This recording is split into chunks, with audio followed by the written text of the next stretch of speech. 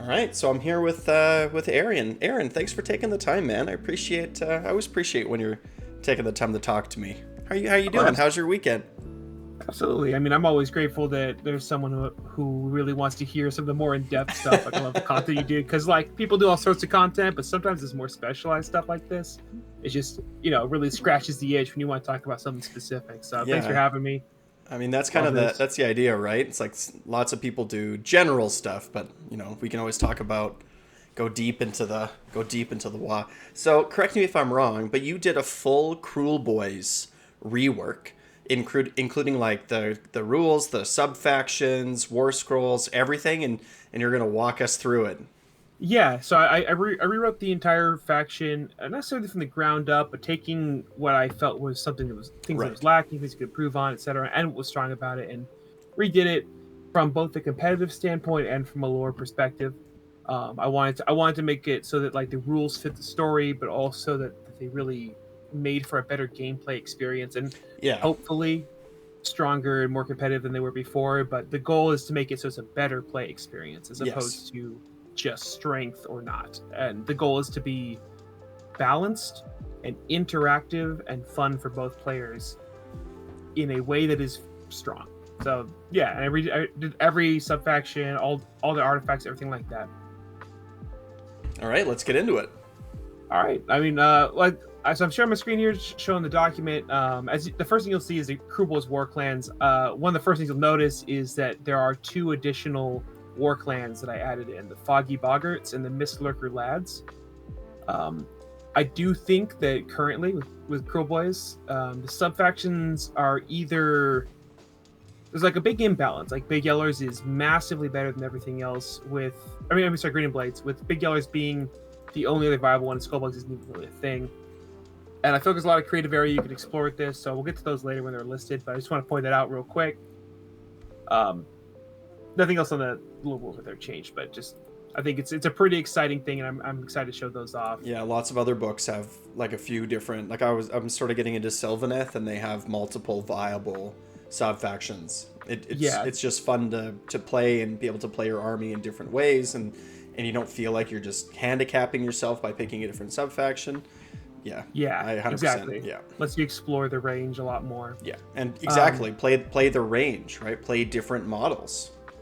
Yeah, yeah, and different play styles that are available within that faction. So it's like I want to encourage that, and we'll get to those there a little bit later in the thing. But um, with venom encrusted weapons, we all know this works. It's one of their core things. I changed one small thing about it, which I just removed the clauses, which is an ongoing theme here that I removed. Is a lot of like except in this case yeah, or unless this. So it used to say like mounts don't get it, for example, or like now it's just if you're an orc model you have it. Instead of having to have all these special rules that are like, oh, like some of the attacks in this model have it, some don't. Like it's just unnecessary. just clean I it just made up. like just clean it up, like make it consistent across everything. Instead of having all these little exceptions, it causes weird feel bads or people accidentally misrepresenting the rules, etc., etc. Like just clean it up. So it's a little simple change, but meaningful in my opinion. And I didn't change Kruleboyz wall at all. Yeah, the So wah feels fine. The wah feels like it's strong, right? Like it's good. I like the Cruel Boy wah. yeah, I think it's great. Yeah, Fits the lore, fun to play with. It's great. yeah, it fits like the playstyle too, like a glass cannony army. It's like, well, we're gonna fight 3 times in a row, Yeah, right? Like it and fits the way then that we want to kind of play. It's also thematic. It's ambushy too, it's kind of, ambushy, right? Yeah, exactly. Like that's what I yeah, love about it. It's very like, ooh, gotcha, and that's what they yeah. should feel like. They should feel like, gotcha, It's like, bitch. yeah, you got to be Uh, careful because there's a moment where I'm gonna get you, right? yeah, exactly. Um, so where the real changes start, the meaningful ones, is when we get to the dirty tricks. I think a lot of Kruleboyz players have pretty strong opinions about this, and they're very justified because Yeah, dirty tricks rolling 3 4 pluses is the worst because sometimes you so just bad. don't get an allegiance ability at all. Like you're like, I literally get nothing. Because I didn't roll 4 pluses, and that's like my army's core rule, and it's just gone. So all the ones that were 4 pluses, which we'll go through them right now, are instead like D3s, Right. So or you're they're more guaranteed at general. least one. You're guaranteed at least one, and always having access to your rules is important. Sometimes it's extra powerful, but you always have at least base access to it. Right. I tried to reduce the variance in some of this. So you just have access to your rules. Noisy Racket, I didn't change at all. It's great. It does what it wants to do. It's thematic. It's fun. It's balanced for both players. It's like, it's a well done rule, and everyone would always take this. But I wanted to make it so it's not the only option. So the rest of them is where the changes start. Lethal Surprise is probably the ones that was least taken. It's the booby traps. And before is because it's like a 4+, and then have to get within 1 inch, and then you'd have to roll a 2+, and then it was a random amount of damage, and it was just like way too many filter. Yeah, exactly. No one likes that. Like even your opponents don't like it, and you forget about it because it's so like many things.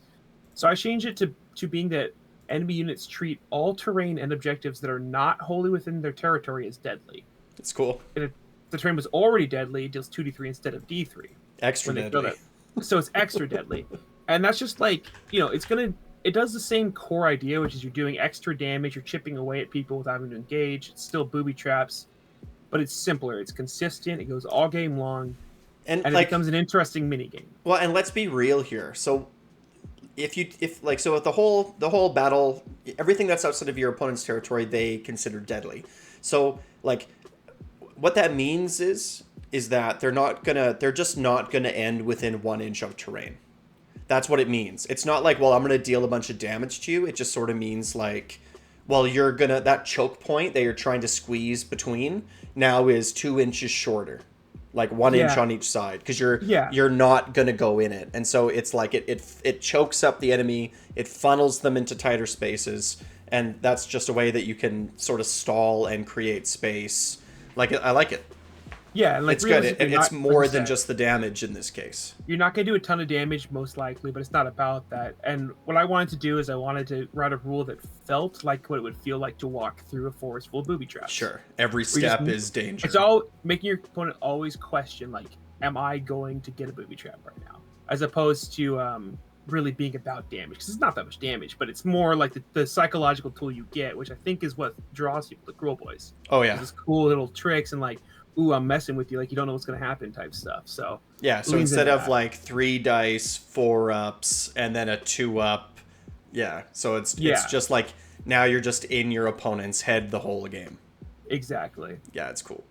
So Disappearing Act was one of those ones where it's like sometimes it was insanely powerful, and other times it was just like absolutely worthless. Like there was no consistency. Like your opponent never knew if you were going to pick up like 3 units of theirs and then alpha strike them off the table or do actual nothing, and you didn't know either.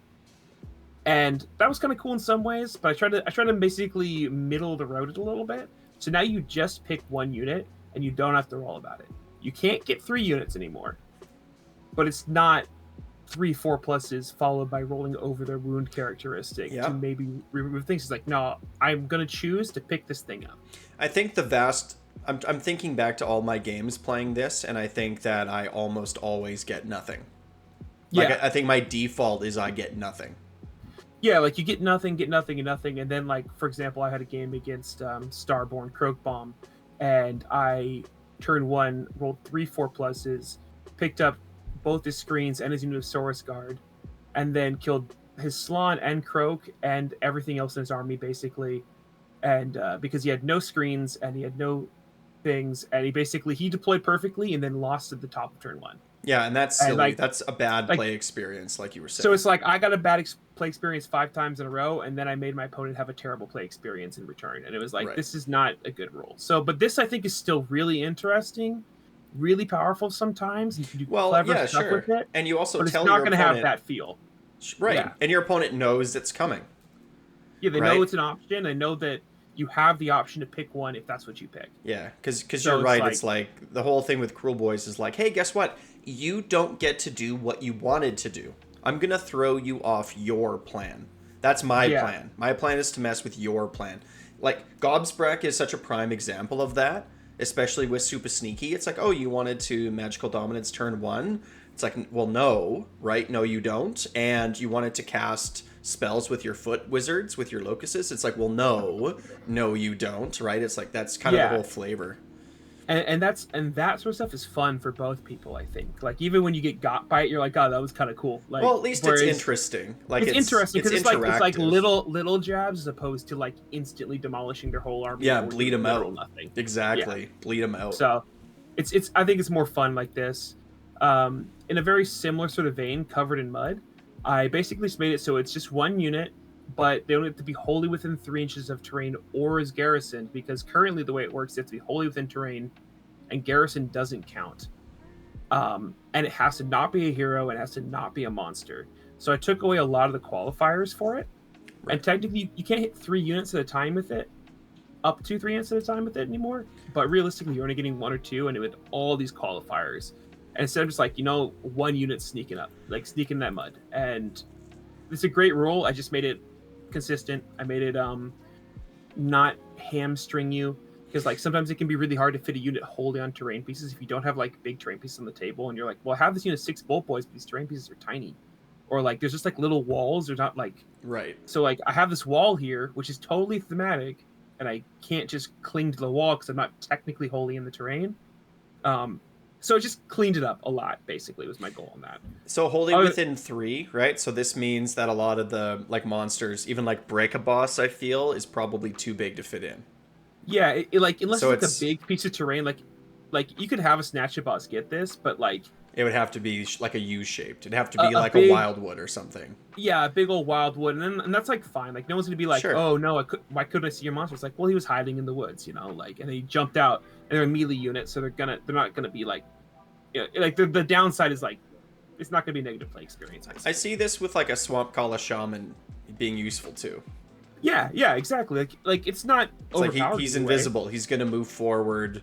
He's gonna like sort of get closer to the enemy, but he can stand by terrain and just be invisible. Yeah, if you want to get this guy, you gotta go get him. And it's not like it's hard to kill Kruleboyz units when you reach him. Get him! No kidding. Yep. And then I add an extra one, Scare Tactics, and it's just enemy units have -2 bravery this game. Cool. It's interesting.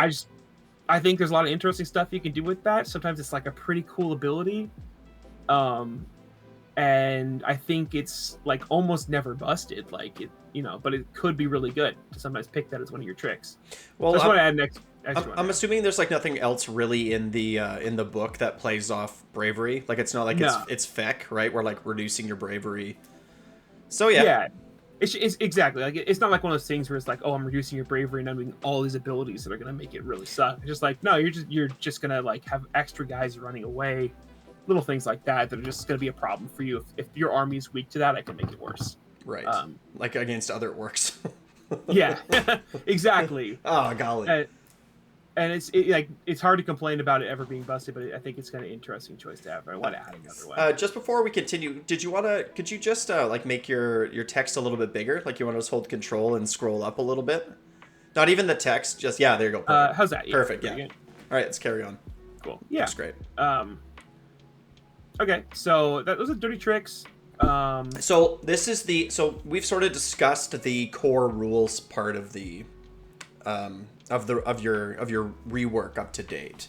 Yeah. So as a whole, I mean, my first impression is like, it just seems it seems overall significant, not even like significantly, moderately stronger, right? And more reliable. I don't feel like this is like way more powerful than it was before, but I think that this is definitely a strict upgrade in all the ways that I can think. It's just more consistent, more reliable.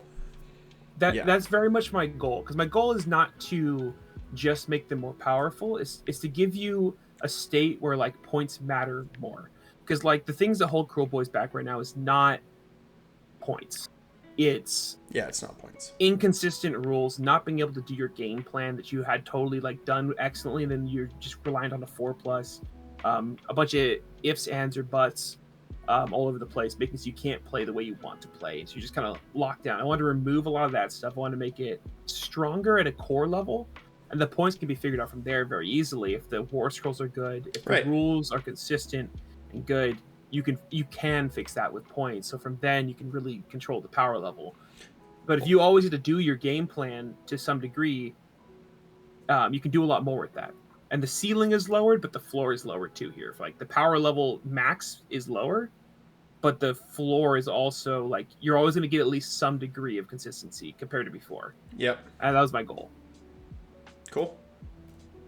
So next we're going into command traits. I think one of the problems I had with the command traits is one of them is incredibly good right now, and the rest are trash.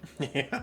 Like it is such a feast and famine. Like you have super sneaky, and that's it. Like you never see anything else. And yeah, I do see egomaniac from time to time, but when I do, I kind of think to myself like, yeah, it's like I see what you're going for there, but like it's really like that's just worse. Well, it's like you want a really tanky Sludge Raker general, right? Yeah, and it's like okay, but passing off wounds to gut weapons doesn't feel good either. Like exactly, I don't want them to take bravery tests. Your army's right? not good at doing that, No, so like it's not. you're just kind of and I think a lot of the rules were just written, or they have like all these qualifiers or whatever.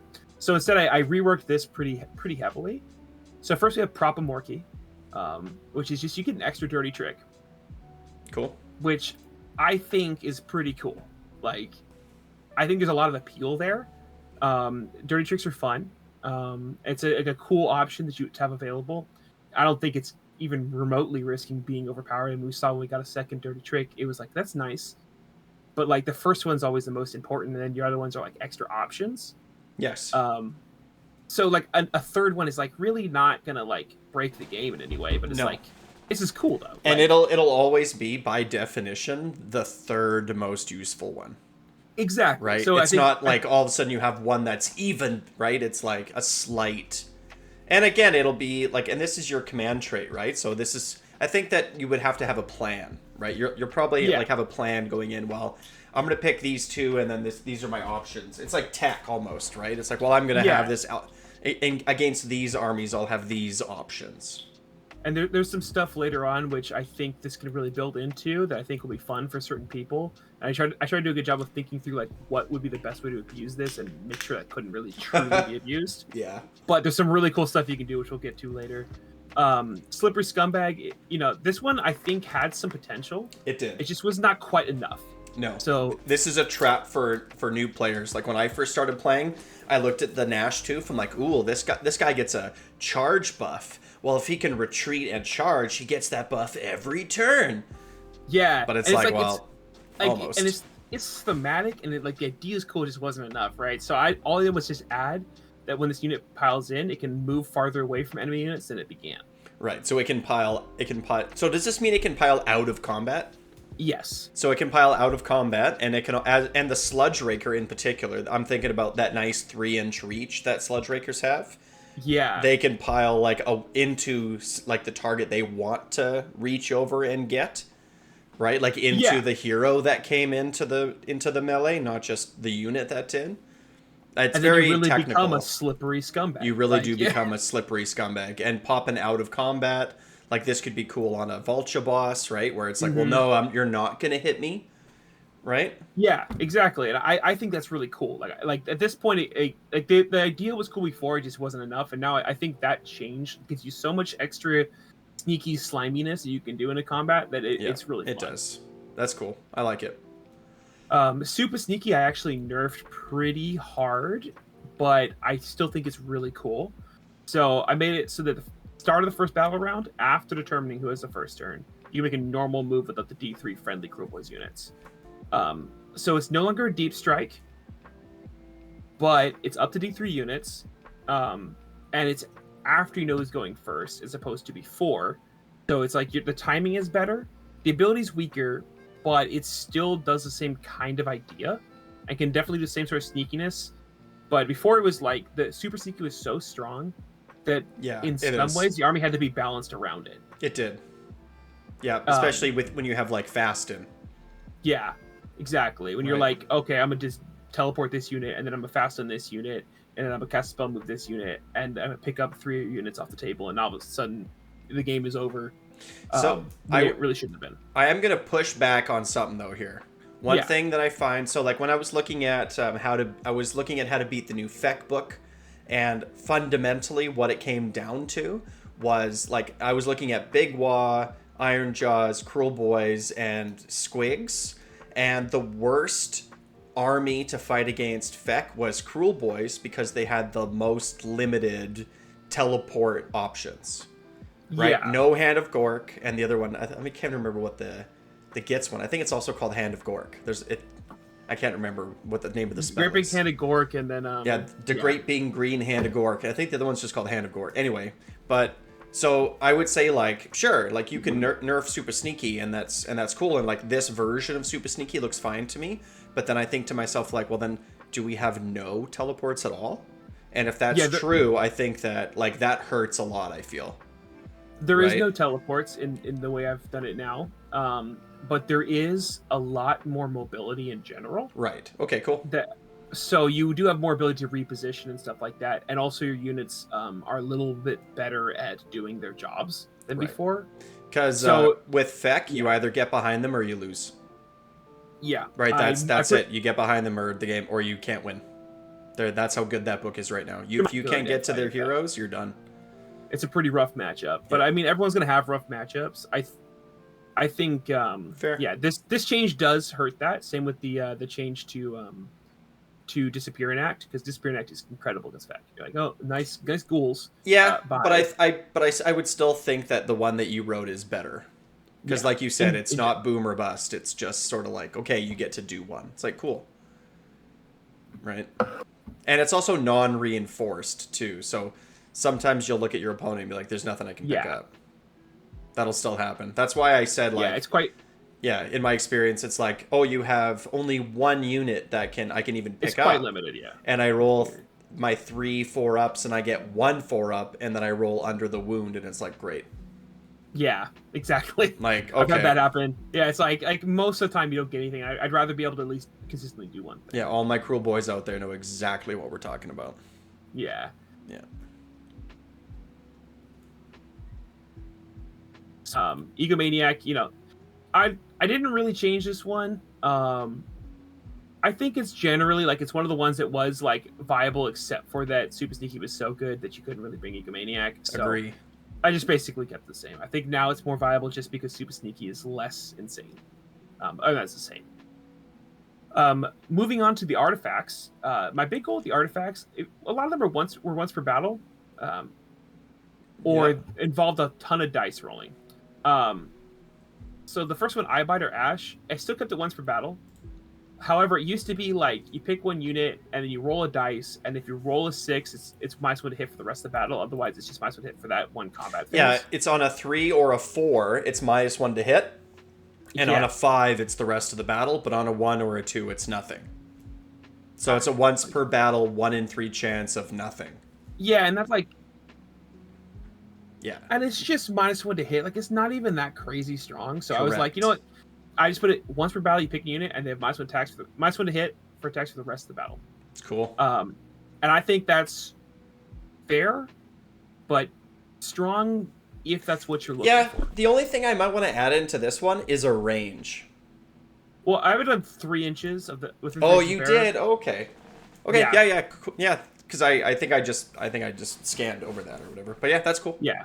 I might even say like it'd be crazy if you could just like launch it across the table. Yeah, because that's how I read it at first, but obviously that's not. I could even see it being like a bigger range. I could even see it being like 12 inches. So that one I think it's a pretty simple change. Yeah, that's cool. Your audio is occasionally breaking up, by the way. I'm not audio. I think you're getting a little bit of lag, but it's not too bad. It's the northern. It's all the winter up here. Yeah, freezes all the internet. Internet goes cold through the pipes. Carry on. Yeah. So for Mork's Eye Pebble, I just removed the once per game. Like, cool. It's a damn good artifact right now, but it's not any like, it's only the shooting phase. Wholly within 12. Like, you know, it's not broken to have it be an ongoing thing. It's totally fair. Like, agree. So I just I removed once per game basically. Yeah, and like a 5, it's a 5-up, and it's only shooting. You're basically like, yeah, it's just counter shooting tech. Yeah, this is just counter shooting aura. Like, it's like cool. It's not really much different from like say the OBR one that's like -1 to hit and wound for shooting within the aura. Like, yeah, same thing. Beast Killer Slop I thought was a really cool one. I didn't change it too much, except for I removed the once per game. I made the ceiling, but other than that, it's pretty much the same, except for you can't fail. There's no 1 to fail. It's just 1 through 5 is D6, and a 6 is 2d6 mortal wounds. Cool. My thinking here is like, if that character is getting into melee with monsters and you've told them what your artifacts are, like it should be working. It should be doing that. It's already limited to monsters, it's already limited to close combat with this character who's pretty squishy and probably won't get through multiple phases of combat. So if you do able to last multiple combats, you should be doing like poison on that monster, and doing that damage. And you want to pay an artifact that like on a 1 does nothing and it's once per game. So I just it does the same fighting monsters, it's extra good. And I think that's fair. This one I was a little bit like concerned maybe it might be too strong, but then it's like it's only good against certain armies, so it's like, you know, sometimes it pays off. Yeah, and like you said, they do have to run their monster into you. Yeah, like they know you have that artifact because you should be telling your opponent what you have. And if that ends up happening, like there's a lot of counterplay, and strong things are great as long as your opponent has counterplay to it, which is don't fight that character with monsters. Yeah. In a similar range, the Spiker Seeds remove the once per game, so it's just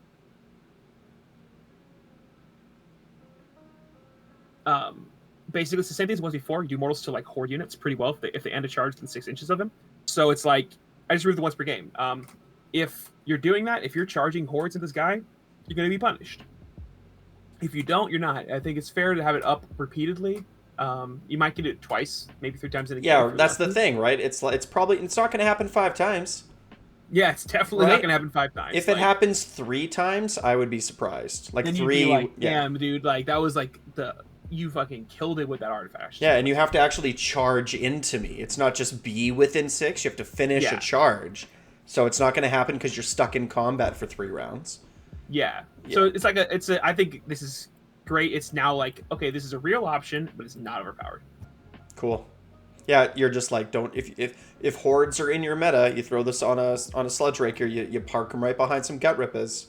It's like, come at me, bro. Get that -1 to hit. Get this horde buster on top. Like great little artifact. If Feck is everywhere, you're like, okay, I'm gonna put on my Vulture Boss, and if you charge your ghouls in, good luck, you know.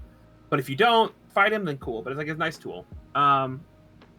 So moving on to the War Clans, which I think is something that's really important. So and important. I mentioned at the beginning. Green and Blaze, I kept exactly the same. They're great. I think they're perfectly balanced. They do exactly what they want to do. Nothing needs to be changed about them. So I didn't change that. But Big Yellers, I did make some significant changes. The big one is, instead of adding 3 to the range, I made it add 6 to the range. Yeah, why not? And I made the reroll hit rolls of 1. It's just for like the entire unit, not just one. It's the whole unit. And if they didn't move or outside of 3 of 1. In addition, each time a friendly Big Yeller in the long shots shoots. Yeah, he can reroll 1 hit roll. He can reroll hit rolls for 1 of the attacks made by this unit that did not move this turn and is outside 3 inches. Yeah, that's cool. It makes the aimed shot. Oh, I meant to do reroll hit rolls of 1. Oh, of 1. Okay, so it's all and this is for the whole game. So as you just a typo. Right. So aimed shot for the whole game, you reroll ones. Right. Yeah. So you're and to me, like, I really like this.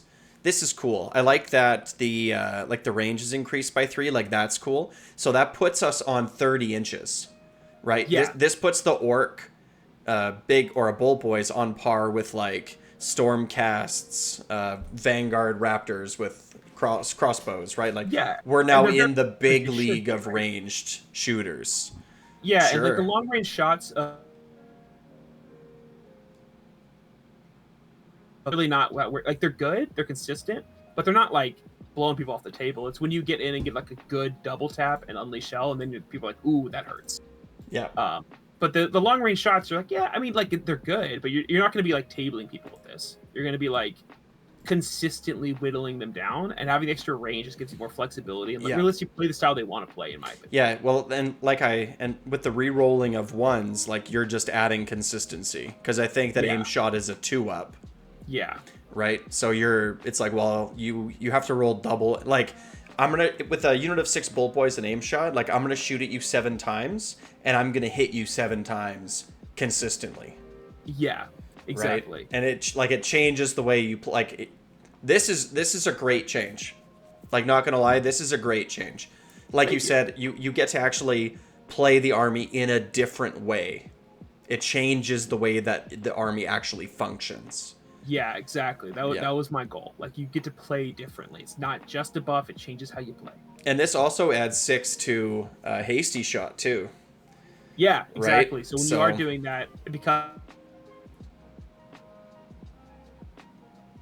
I thought about this, and I kind of did some like movement and measuring and stuff like that. Went on tables and like measured on maps and stuff like that to really think like, would this mess things up? It's like, no, it's fine. Like, even with the movement and that included, it's a range of 24 instead of 21 or whatever, or 20 or whatever it was, which is like fine. Your opponent still knows the ranges, and when you play big yellows, you're inherently vulnerable to a lot of stuff.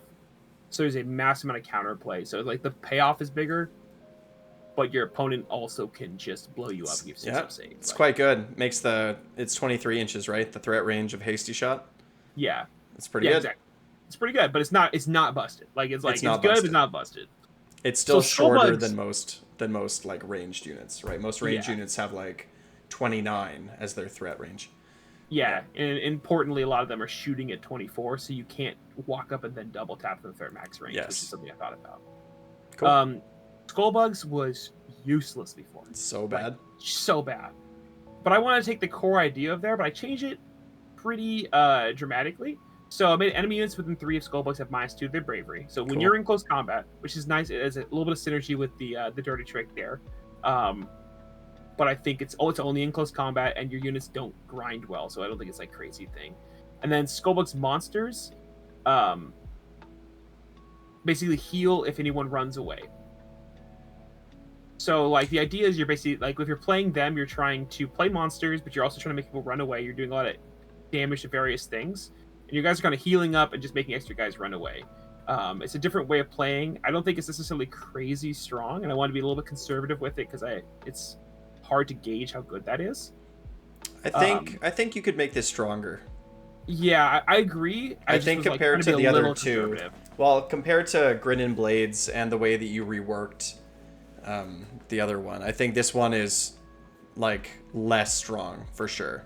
Your opponent is just gonna auto pass bravery checks. Yeah, if you're causing multiple bravery checks, it becomes a problem. Sure. But like because it is across the entire army, so like that's where it becomes kind of interesting. I think I went a little bit too conservative on this, but I didn't want to go super wild. I was considering making the Skullbug monsters also deal D3 mortals at the end of the combat phase for having the insects on them. I think that would be enough, where it's like they're doing some extra mortals, there's extra bravery checks, it's like chip damage kind of thing. I could also see like tagging on like on a 4-up, you can't Inspiring Presence. Yeah, like with the monsters, for example. Yeah, like, with the monsters, like it's not terror, but it's like 50% terror. Yeah, I think that'd probably be a good one, because this one I did for the run. I was like, it's not quite as strong as I'd like. I just am worried because sometimes stuff like this can get out of hand very quickly. But you're right. Like I like the idea of like starting low and then creeping it up a little bit, as opposed to it just being busted and having to nerf it to the ground, right? And it certainly is more powerful than they currently are, but is it enough more powerful? I don't know. But so we're gonna move on to the ones that I wrote myself. Traps on traps on traps. Cool. Traps on traps on traps. Trap City. The Foggy Boggarts. So the idea here was like, the rules is you can select an additional dirty trick. In addition, you can select dirty tricks that you've already selected. Cool. So these guys are all about that dirty trick gameplay. Like they're basically like, if you want to play like a really crazy turn 1 risky maneuvers type gameplay, or like really just shenanigans, like you can do like multiple Covered in Muds. Now you can do multiple disappearing acts and stuff like that. So, am I reading this correctly? Does this mean that you could take the extra dirty trick command trait and you could take this and you could have 5 dirty tricks? It'd be 4, but yes. Right, so a 2 plus the command trait plus the subfaction? Sorry. Yes, you can have 4 dirty tricks. Can you pick the same one 4 times? Yes. So what about the movement one? The movement one? I mean, then there's no movement dirty trick, right? I mean, you're talking about disappearing act? No, what am I thinking of? I'm sorry, I'm thinking of Super Sneaky. Never mind. Sneaky. So you could 4 times disappearing. Yeah, that would be quite a bit. 4 times disappearing act, 4 times Covered in Mud. Yeah, cool. That's I think they're cool. all I think they're all inherently limited in such a way that this isn't really going to be a problem, but it's going to allow for some really cool plays. Yeah, now that I remember that Super Sneaky isn't a dirty trick. Yeah, I think Yeah, so because too. it's Because like Disappearing Act can be really good, but like it's only non-reinforced like right, but you get to pick it like when your opponent has their army. So if they have 4 non-reinforced units, you can pick all of them. you go bam bam bam bam bam and be Right? super obnoxious, right? That would be super obnoxious. That'd be cool though. Like I like. But your sub faction and your command troop are going towards Yes. that, and it's only like a turn 1 thing, right? So it's like, okay, you really it's really cool, and I think it's hard to truly abuse while still being super dope. I like it. It's cool. It's And like it makes me think a lot. Like in my head, I'm like, how could I break this? Right? Yeah, right. It's like, it gets you. How It am I gets you gonna do excited. this? You're like, It does. Ooh. It does. Not gonna lie. Don't mind if I do. Still probably picking Grinning Blades. Not gonna lie. Right? Yeah. Like that 12-inch invisible thing is pretty sick. But this one this definitely is becomes like a real option where you're like, ooh, Well, what if I built an army that did this cool yeah, stuff? it's like it makes me want to play it. Skullbugs never did that. I was never like, Yeah. I want to play a Skullbugs game. That looks fun. No, that never crossed my mind. Yeah. The last one is Mist Lurker Lads. Now, this one, you were talking about super sneaky. They have some aspects of that going on. So, for them, it's beginning of each battle round, after priority has been determined, you may move D3 Mist Lurker Lads Kruleboyz units up to D6 inches. Yeah, So at the beginning of each battle round. So this At is the beginning of each battle twice. round. This is twice. No, this is once. Once. Right. So Yeah. and then do you know who? So you already know whose turn it's going to be. Yes. So then you can like D3, D6 like away or up to Or unleash up, hell or- range or onto the objective more or out Yeah, of charge exactly. range. Or you can Like, that's D6 cool. inch move your bolt boys into range, so now they can shoot when previously they're out of range. You can get Gobsprite into range for unbind, stuff like that.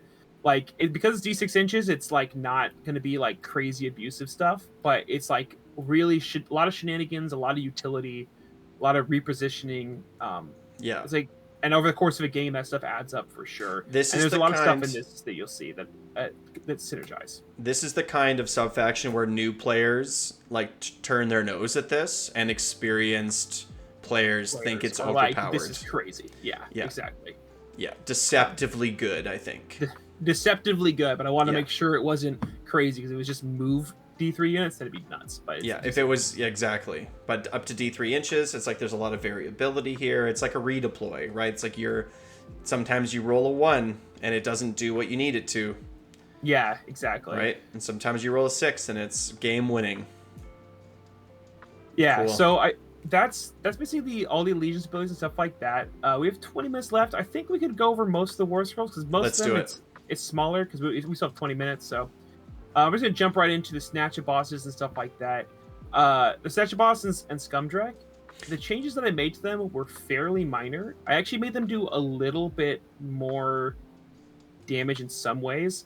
I combined Grasping Talons and the tail because it was like, why are these two different profiles? And just made it a little bit stronger overall. Not a ton stronger, but it's like 1 extra overall attack at a higher, or one extra damage, same number of attacks. So it's a little bit higher damage, Cool. but it's not crazy change. Can you zoom it in again? Another like couple ticks just to Yeah. because the text Yeah, is let me do this. it- Yeah, I there you tried go. to import these and they're kind of like, they end up being small. So great, looks good. that, and then I just made the snatch and grab not once per game, and I changed the timing on it. So it's at the end of your charge phase, at the end of the combat phase. Cool. Which I so think is it's much interesting. stronger. In some ways it's stronger, in some ways it's weaker. But it's like you have consistent access to it as opposed to it being extremely situational. You can't necessarily break coherency the same way you used to at the end of the combat phase and make people have the unit run away and stuff like Right, that. because they get to which- pile in. get the pile in and stuff like that, but at the same time you're going to be able to do it multiple times per game, and it's at the end of your charge phase, so like before you fight or anything like that. So Yeah, it's really strong. I mean, if you think about it, like you're rolling 2d6, right? And so like Yeah. against a Gore Grunta, you just have to roll like a 6 up with 2 dice. Like that's Yeah. pretty easy to do. So sometimes it's gonna really change the math. Yeah, and just having access Right. to it all the time, I think, is important because then you will remember about it, and like it's just a more consistent thing. I see you bumped the points up too. I did bump the points up. A lot of these things, their points are like different. Some of them I would probably change again, but I didn't want to retype all of it and remake Of the whole thing. course, of course. But part of the idea was that because you have access to more consistent rules, your units become a lot better. Because a lot of the points drops are not because the Divorce Girl's bad, It's because your the Legion rules sucks. Yep. Yeah. We need 85 point Nash Tooth. Yeah, right? like and Nashoof is amazing. It is good. Except for that he doesn't work with the rules. Yep, there's nothing going on. So changing that makes him way more valuable. Oh my god. Like he doesn't even synergize with venom encrusted weapons. Exactly. And right. I changed that, right? So it's like stuff like that. Moving to the Corpse for Pavolcha, he's also more points. I made his combat slightly better. It's one more attack on the rider to be consistent with how they have combat heroes nowadays. Some slightly better ranges on his weapons with 1 inch, because it didn't make sense for this giant vulture on a 130 mil base to have 1 inch ranges. It was like, wait, what is this? And that's like some minor changes there. But importantly, I changed some of his rules. So Glyphic Banner, friendly Kruleboyz units within 3 of this model may finish their pile-in moves farther away from the closest enemy than they began. That's cool. And this is going to be a theme in going some of these rules is like combat tricks, charge phase tricks, movement tricks, I think is more Kruleboyzy than just raw damage. Yeah, correct. Another thing too that I like about where you're headed with this army is that it's not just lots of debuffs on your opponent. That is, in my opinion, a fundamental problem with Kruleboyz. I made a video about this a long time ago.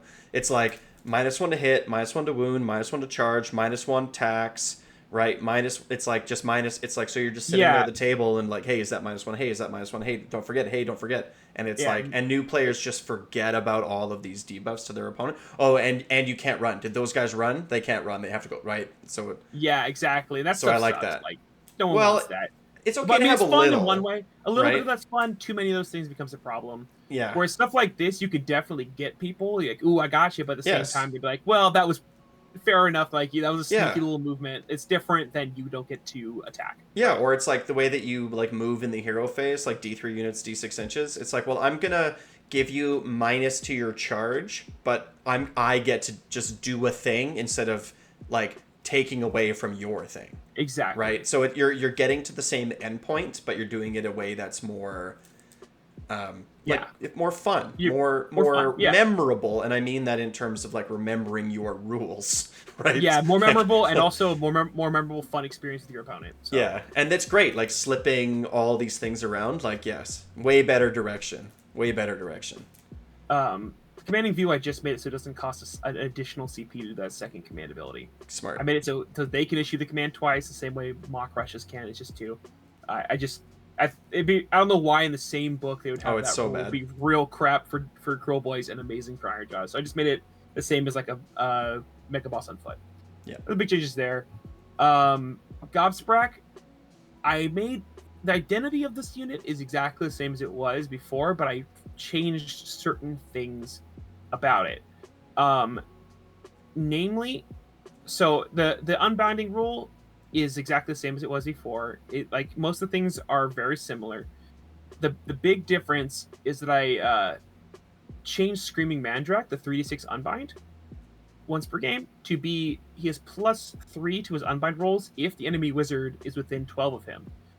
And the idea there was it's a more risky kind of like middle engagement thing, but it's also available all the time if he's within the range of it, and he can shut down multiple wizards at the same time and make this really scary situation for people. But there's a big gameplay risk to it. Yep, and this is going to be interesting post Primal Dice. Yeah. Right, like where it's like this becomes real like dang. If they change this after this season to be exactly this, I would think to myself like there is still lots of strong play for Gobsprak in Orcs. Yeah, I also made a save of 4+ instead of 5+ because I thought that was thank wild. the Lord. Like, yeah, it's like, why is he so squishy? And now he gets to move up. Like, yeah, and I like this too, right? Because 3 is a good number. The average roll for an unbind is 7, and so now your average unbind roll is a 10, right? is on Which is what average you doing want. 86. Exactly. Yeah. So it's like, it's cool. It's like, it also, like, Gobsprek also has a lot of tools. He's flying, he's 14 inches, and he has sneaky miasma. So he can, like, zip around the side of the battlefield and come in, like, unexpectedly, and suddenly, like, he's almost like, he definitely is a counter magic centerpiece. So Yeah. leaning into that more and being like, he's more than just I sit outside of 30 and unbind you guy. He's like, I'm gonna hunt these wizards. I'm coming for you. I'm coming to get your 4, 5, 6 wound, 1 spell casters. I'm coming to get them in melee, right? Yeah. I'm coming to get them because he's fighty enough to kill all these foot heroes. That's like where his fightiness is, right? Slightly fightier as well. Right. And that's totally fine, right? But it's like that, and I really see him in that role now. He's flying around above the battlefield. He's making a lot of noise. He swoops down and he kills your wizards. Yeah, exactly. Yeah. So the gameplay ties to the lore so much better. That was my so goal. much better. Yeah, that's cool. I like it. I like it. Risk reward too, right? Like, risk reward. It's cool. Yeah, it's a good way to play. It's fun.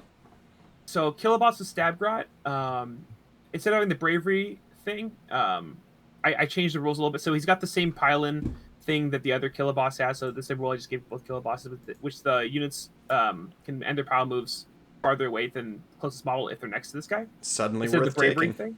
Yeah. So it's like that becomes interesting because the bravery was like just irrelevant most of the time. You guys so were just bad. dead. It was just like, who cares? I made him slightly tankier, 3+ save instead of 4+. And this is the really interesting. The boss says, so when this unit issues the redeploy command, you may add 1 to the roll.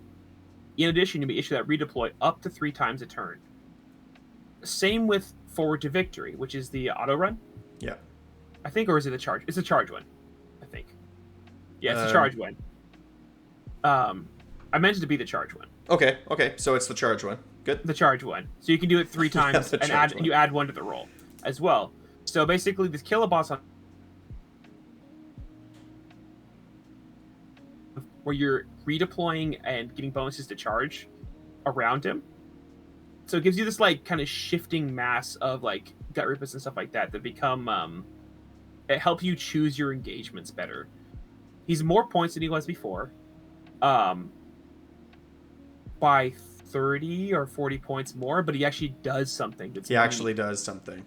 Yeah, and it's not just pumping up your combat or bravery. It's like, this is a cool gameplay mechanic. I'm slightly worried it might be too good, but I think you could bump it down to twice. Yeah, right, like, and that would be twice would probably be better, but like, it would still be really good. Yeah, it probably should be twice. Yeah. Because I can see him just like, you have 2 blocks of gut rippers, right? Yeah. And he's the guy in the middle of them. Going like, all right, you guys go here, you go here. You guys go there, you guys go here. Right, exactly. And I can see that just fitting. 1 on his left, 1 on his right, good to go. Yeah, I think it's a pretty cool way to directionally go with this, and there's some synergies with this as well as we go down. Killboss and Great Gnash Tooth. I actually raised his points probably a little bit more than needs to, but I think there's more synergies in the book than there was before. Yeah. I actually lowered the wounds to 9, which is a secret buff for people. Secret buff. Yeah. Secret buff. Secret buff. We're all tired of having 10 wounds. It doesn't fit into anything. You can't, I know. Like, do anything with it. Wizard Finder, he doesn't fit, right? Like. Yeah, exactly. It's like so many little frustrating Warlord, like wounds. Warlord, he doesn't fit. Yeah.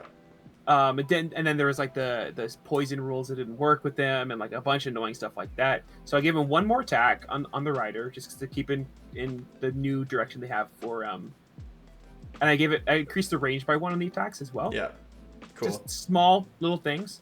He has the same Killaboss thing with friendly Kruleboyz units with a 9 can end their power moves farther away than they began.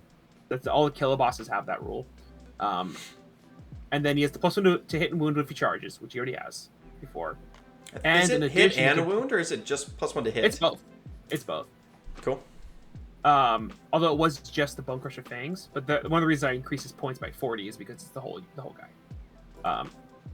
In addition, You can pile an additional 3 inches if you charge that turn. That's cool. So being able to end your pile away from somebody and have additional 3-inch charge can do all sorts of annoying things. All sorts of annoying things. I like it. Just being sneaky, hunting down things they don't want you to hunt. I think it's like more fun, more flavorful. Yep. Instead of just being a weird, tanky, efficient thing, it's like, okay, here's a hunting unit. It goes and gets stuff. And that's kind of the role. Like when you imagine like hey, it's a swamp lurking orc riding a dirty swamp hound. It's like, well, yeah, he's like a hunter. Yeah, and right? instead He's for some reason coming to it's a get strange tank unit, which is like, I don't understand why this is this. It doesn't fit. I think this fits a lot better. It does. And I think it's fair. Its points might need to change by like 10. Yeah. But I think it's good. And points just come later. Like you're indicating in your war scroll that he's obviously going to be worth more than 110 points. Yes. Exactly. Right. He's going to need a points increase. Yeah, and who knows exactly that'd take a lot of games, but for sure. The breakables on Maribooth Dragon, I didn't change too much about it. I just made regeneration on par. The regeneration, I made it not suck. It's just you heal 1 each hero phase and each combat phase. Oh, that's cool. Simple. Okay. So you're just regenerating constantly. That's the only thing I changed about him. I think with some of the other rules changes, he'll be more useful. And with less things competing for that 10 wound plus slot, also becomes a little bit more easy to fit into armies. He's a good war score right now. It's just that it's the same 10 wound thing where it's like my battalions don't work. And really importantly, has access to the poison, which might make him need to be higher points cost. Right, because ironbound clubs suddenly can get. Yeah, you could also just add on this war scroll. Like this first, right? Become real good. You could just write on this war scroll too that the clubs don't get the poison. Yeah, I kind of like that. The probably clubs would want to do. Yeah, I think I like that the clubs didn't get the poison. I they're feel the only one where I'm like, I definitely fair. This one shouldn't have been poisoned. Yeah, when you have 10 attacks. Yeah, when you have 10 attacks with all out attack at 2s and 3s, right, with 2 rend and 3 damage a pop, like it feels strong. Yeah, definitely. Yeah, and 3 with venom encrusted weapons is nuts. And then if he's within a sludge raker, it's like I'm throwing 10 like dice. 4 damage. Yeah, so it's like I'm gonna proc like 8, 12 mortals fairly consistently, right? Just deleting entire squads for not enough points. Yeah, so that would probably need a little add-on here of. And that's before all the rends, all before the saves and everything too, right? That's just right off the bat. Yeah, so I'm gonna move a little bit quickly. We're coming close to the end of the time here. Swamp Collar Shaman, I didn't change much other than fixing some of the little accepts and ifs, ands, or buts here. It's just like clarifying some rulings. It's really not much different. Cool. It's subtle wording stuff. Manic to Cutting, I didn't really change too much about him, except for that I made it that if he is in your army, you get additional 30 trick. Not 2. So you can get up to 5. Yeah. So instead of on a 5+, you get 1. You do. Oh my god, so bad. Yeah, he was used to before. Like I appreciate like the war cry, and I appreciate like the underworld stuff, like being playable in Age of Sigmar. Like it's nice that we get more stuff, but I feel like they just don't do a good job of actually coming up with the war scrolls for the Age of Sigmar side. Yeah, sometimes they nail it, but most of the time they don't. Yeah, I like Daggok Stab Lads. They're great. Yeah, I like them. They're almost too good, but sure. 70 points is pretty cheap. Like they fit into. It should probably be 80, but if they were 80, Anyway, carry on. I don't want to run time. We have like 5 minutes left. Well, we can take a little bit more time. A couple more minutes. Okay. Yeah, we can finish off this section. We're getting there. Yeah. So the kill bow, the thing I changed is actually really important, but it's just a wording difference, and you see the points are way higher, but there's a reason. It's you roll the dice. There's no wound cap. And secondly, it's for each wound in the target unit. So if you have a mass horde, it works instead of just against big single wound models. Right. In fact, it's better. Yeah. Right, so if you have a 30 wound unit, I'm going to roll 30 dice, and there's no cap on 12. So it still has the crazy swinginess. You don't know how much damage it's going to do. It's a single shot, and it's a lot of dice rolling, but its ceiling is through the roof. But I can't imagine it like. Let's say you're playing Gargants and you should get shot by Killbow, and they roll like 35 dice and they do like 20 damage to you. That's not really a feels bad. That's an epic moment, right? Like, you're like, oh my god, you rolled so good. And then sometimes they roll terrible. It's a swingy unit. It's inconsistent, but when it pays off, it pays off. And I wanted it to be like able to do that consistently. I raised the points by 50%. but now it's always going to get to try it, and its ceiling of damage it could possibly do is massively higher. Yes, if it's shooting the right target. But your average hasn't really changed. Yeah, exactly. The average is still, like, against a 35 wound Gargant, the average is 12.5. Yeah, so it's like it's not massively powerful, but it's useful in more matchups. It was most matchups now. It's good. Yeah, I would take this for 120 points. Like this, this could very well make it into every list I play. Yeah, and then like sometimes you might play several, but most of the time you play like maybe one. You're like, cool. Yeah, maybe three.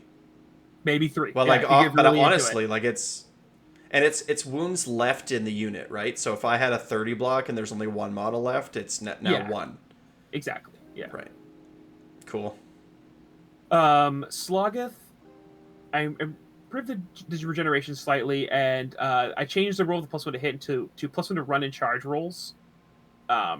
In addition, he can issue at the double or forward to victory as if he was a hero without spending a CP. So either auto run or reroll charges for free once per game. He can issue as like a totem. This is good. Yeah, and this cool, right?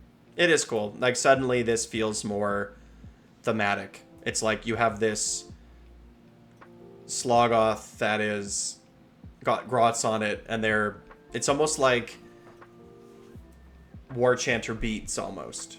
Yeah, it's right? The hype squad. You know, it's doing like, something. Yeah. Mad Max, the giant like guitar guy on the car. Yeah, it's that energy. Exactly. Like, let's go. Instead of like giving you a weird +1 to hit buff that didn't make any sense. This is way more thematic. And it's like and I would even reword this crew drummer to say like, in addition, once per turn at the beginning of your turn, let's say in your hero phase, you can either pick this drum beat or this drum beat.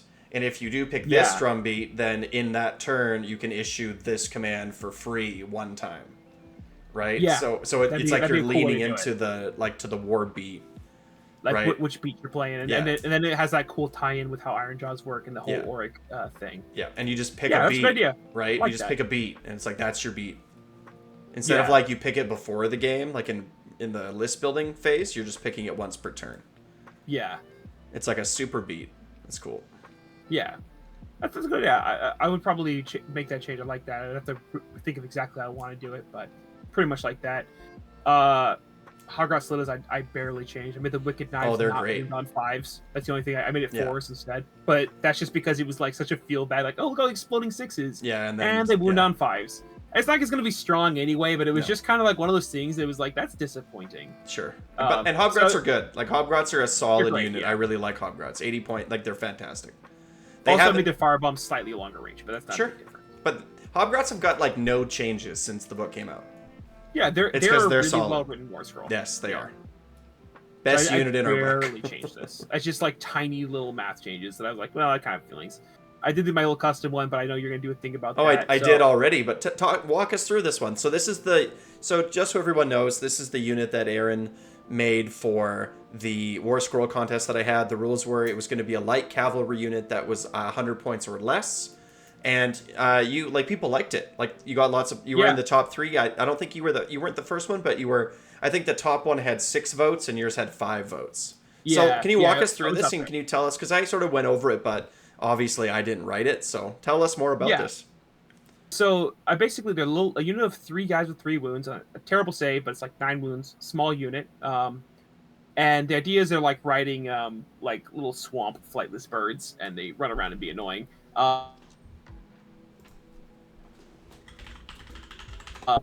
Kruleboyz play, and I wanted to really emphasize like this redeploy idea that I think is essential. So their musician adds 1 to run in the game, but I thought was like an interesting thing you could do with that.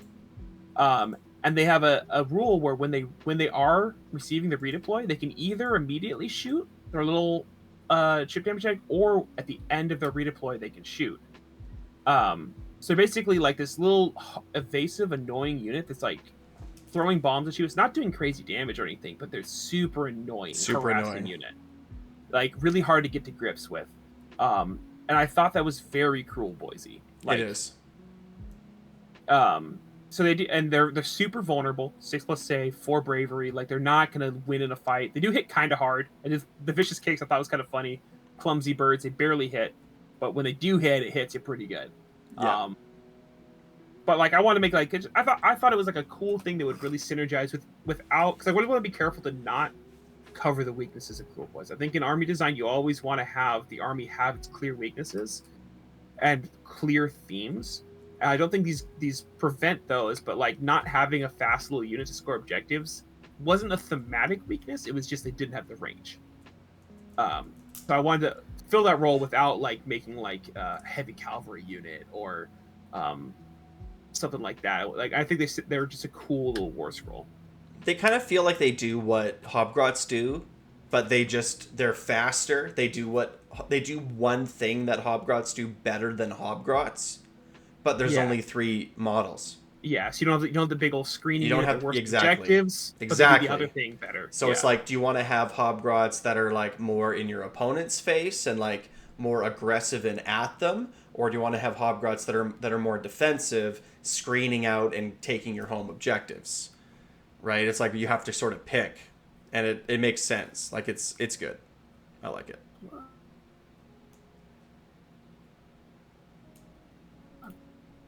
Where are they? Oh darn.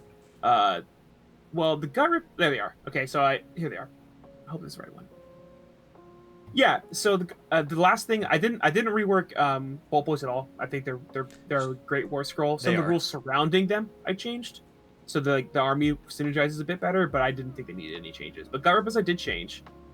I think this might be unpopular, but I did not make them a better save than they are. I actually like that they have a bad save. But I changed some other things about them. I made them slightly better in combat. Right, so not like 4s and 4s, 4s and 3s. 4s and 3s, and if you have the Haka, it's an extra attack, which can be like a bigger power spike there for sure. I added instead of plus the charge, I plus in the run and redeploy rules, like I was just wrestling with the other unit. So they have the big redeploys. Big redeploys, and if you issue it from like the foot boss, it's +2 to the redeploys. Yeah. So that's pretty spicy. Well, like you can definitely play some shenanigans with that. And then they have a rule scare tactics. Instead of command is not received. Oh, the 9. Yeah. So basically, every time people give commands, you have a chance of disrupting it because they're all like panicked and afraid. They're not listening to orders and stuff like that. Importantly, this does stack with multiple units of gut rippers. So like you have multiple chances to make them fail commands and stuff like that.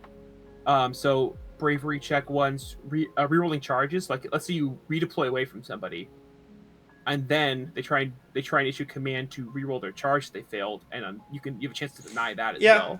Do you know what I would almost like to see for this rule instead of just the 6-up, and then you can do it across more units?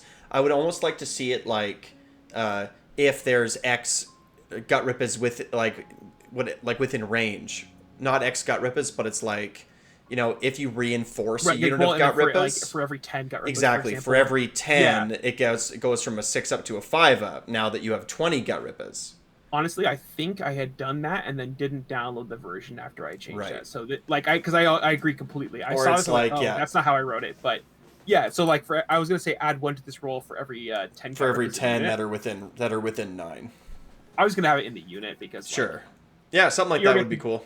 Because then it's like if you reinforce your units, you're not losing anything. Yeah, exactly. That's cool. So I agree completely. I literally had written that, and I guess I just didn't download the right one. But I think this is like a more exciting way to play gut rippers. I think -1 to hit is like good, but it's not very thematic. It's not very interesting, and they're still not going to be a tanky unit. So in this version, they hit a little harder. They're more stabby for sure. For sure. Especially if they have the Hakas. Like, but not even that much more stabby. Nah. Like they're not gonna like obliterate people, but before it was like this is frustratingly weak. Yeah, and it's like you don't roll 6s and they didn't do anything. Yeah, and now it's like okay, they're not like a powerhouse, but there's a little bit more damage going through. So you're doing a little bit more here, and they're more of like a tricksy unit. And there's like a lot of cool, I think, gameplay moments this could have with the +1 to redeploy rolls. and you redeploy away from someone, and then you get to go on the offense with your Hakkas and hit them first instead of getting hit first on your turn, and then you can like do some cool, like very thematic moments without really running the risk of it being broken. Like, I know we're dealing with a lot of the Cities of Sigmar thing where the 4+ command point deny is ridiculous, but that's because it's board wide. Yeah, it's right? it's ridiculous. The only I played against cities in a league like maybe a couple months ago, and the only thing that saved me was Mega Boss being able to issue the same command multiple times. Because if you do, you can, if they get the fail, then you can still use the second command to give it to the same unit, right? Yeah. So that's the only reason that I was able to like come through that, because there were some key moments like Inspiring Presence and stuff where I needed it to go off, and he had to fail twice, and he didn't. So. Yeah, and like this sometimes it'll be like, oh damn, like, but then you also know that if you're within 9 of the unit with the scary shields, like it might. You know what else might be interesting too is sorry, carry on. I think we cut out a little bit there. I think one of the cool things too that I liked about like when I was doing my rework of Kruleboyz is you got some pretty powerful effects, but you had to choose how you were going to use them ahead of time. So, for example, the Vulture Boss, his commanding view was like he gets a free command point that he can spend on a command, like once per turn, like he gets a free command point, but you have to pick that command at the beginning of the hero phase. You have to say all-out attack, and then he can issue all-out attack for free that turn. Or he can issue it twice for free that turn or something. So, and then at some point during that turn, he can be like, okay, I'm doing this thing I charged up at the beginning. Yes, exactly. Cool. I like that. And so scare tactics could be similar too, right? It's like, well, you denied the command on a 6-up, but in your hero phase, you pick one, and that one gets a 5-up instead of a 6-up. So you're like planning ahead, and you're being morky, right? Yeah, there could be some really cool stuff you could do with that. That would take like a lot of writing and like thought on how to do it, and but play I think test. There's a big potential for some really cool rules there. Yeah, that would require a lot of testing, but I think that would be really cool. Do you think our 4th edition book is written already? Probably. I hope not. I hope GW's listening right now, and someone's got a pencil and a pen, and they're like, "Hey, those are good ideas." For what it's worth, I have talked to a lot of people about my thoughts on the direction of Kruleboyz and stuff like that, and people who do listen. And like I was at the World Championships and stuff like that, and I had conversations with a lot of people who do have Games Workshop's ear.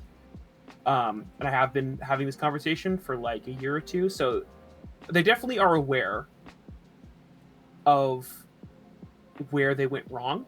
What they do with it, I don't know for sure, but I have pretty darn high hopes. I have no idea what they're going to do with it, but I have faith in Games Workshop. They, their new balancing team and stuff like that, new rules writing team has been really doing a good job of making rules cool and engaging. I don't think that of the last like 5 or 6 books that have come out, I don't think there's been any duds. Yeah, no. Right. There's been some balance issues, but you could fix that. Yes. What you can't fix is boring. Correct. So. And all the books I feel like are thematic, and they are like they're good, I feel. Yeah. So I have pretty high hopes about it. I think they're gonna knock it out of the park, or at least make it like 5 times better. Do you think that they'll axe Bone Splitters? Definitely has some misses. I do think they will axe Bone Splitters. I would be very surprised if they didn't. I think they either need to axe them, or they need to do like a whole refresh, or a full refresh. A full refresh, like literally, here's 12 new sculpts. Right, here's a brand new direction. Ones and stuff, but like they need to redo that, rules wise and range wise, if they're gonna keep. Yeah, I completely agree. If everyone's accepted, they're gonna be gone. Like, yeah, I know, it's a sad thing. I hope it's a big surprise. Like gotcha, full new thing. Do you think they're gonna axe Big Wah?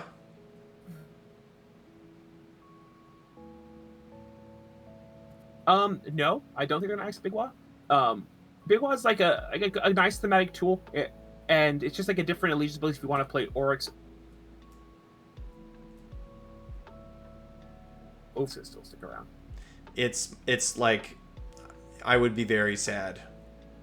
Yeah, me too. And I love Big Wah. Yeah, I love Big Wah. I like the flexibility of it. That's the thing about the army I like the most. It is maybe like the strongest orc army right now, but I like that it's a toolbox army, and that's how I like to play.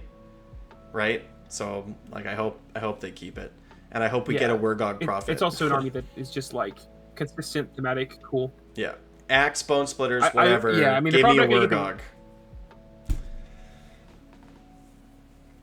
Wurgog. Rounded rules in various places that synergize well and stuff like that. Because like part of the problem with Kruleboyz and Big Wa is that none of the rules of Big Wa synergize with Kruleboyz. Like they're probably gonna rework that and make it more engaging. So Wurgog is not the only option you have. That's cool. I think it could be cool too if they balanced it around like there's not one set of points, but there's two sets. There's Gork and Mork. And they could do something interesting where it's like when Kruleboy units do stuff, Gork they generate points. Exactly. And when That's Iron Jaws cool do idea. stuff, they generate points. And you need to have both. Like you can't just run an Iron Jaws Big Wa because it won't work. You need to sort of have both and do both things. Like, you know what I mean? Like that could be cool. If I was going to do the Gork and Mork thing, what I would do is have it be at the beginning of each round, you declare if you're Gorky or Morky this turn. Sure. And you get a set of advantages across your whole army depending on which one you're doing. Right. That's how I would probably do it. Right. So or like less note keeping, less numbers all over the place, and more like I'm being Morky this turn. So but I could see that. And then if you have like a total number, that's cool. There's lots of cool directions that they could take it for sure. I really hope they don't exit. I think it would be a huge mistake to take Orc War Clans from 4 armies to 2 armies. I think a lot of people would be quite disappointed with that. Yeah, I agree. But yeah, thanks for taking the time. I appreciate it. Absolutely. I'm gonna jump out of here, wonderful time. Thanks for talking.